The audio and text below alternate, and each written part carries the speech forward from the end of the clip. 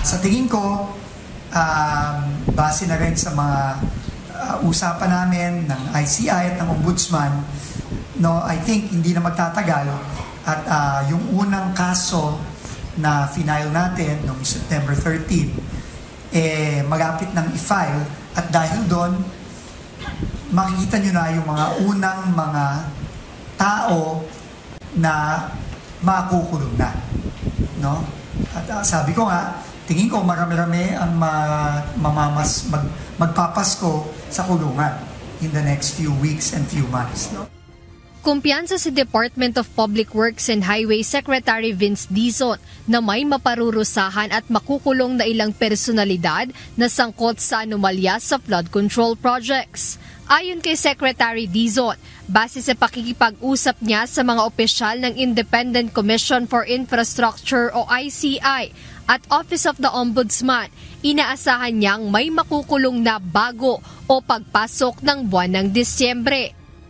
Talagang binibigisan natin ito, no, ayon sa utos ng Pangulo, na dapat managot at makulong na itong mga dapat managot habang nakafile ang mga iba't iba nilang kaso sa ating mga korte.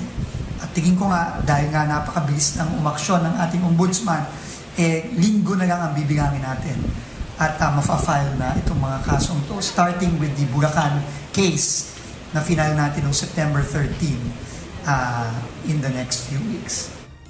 Tiwala ang kalihim sa proseso dahil aniya malakas ang mga ebidensya na kanilang isinumite sa Office of the Ombudsman at hayagang makikita kung paano ninakaw ang pera sa mga proyektong pang-imprastruktura.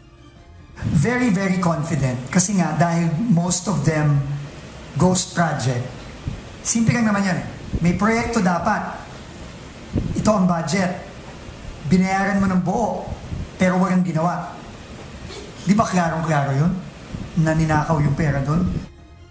Paliwanag ni Secretary Dizon, nasa 60 mga sangkot mula sa Ghost Flood Control Projects sa mga probinsya ng Bulacan, Mindoro, La Union at Davao Occidental ang unang mananagot sa kanilang isinampang kaso. Kaugnay nito, ayon naman kay Assistant Ombudsman Miko Clavano, bagaman kailangan madaliin na ang investigasyon at target nilang mapanagot na ang mga responsable sa katiwalian, kailangan pa ring manatili ang due process na karapatan ng mga sangkot na personalidad.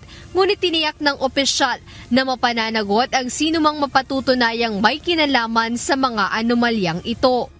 That is definitely the goal.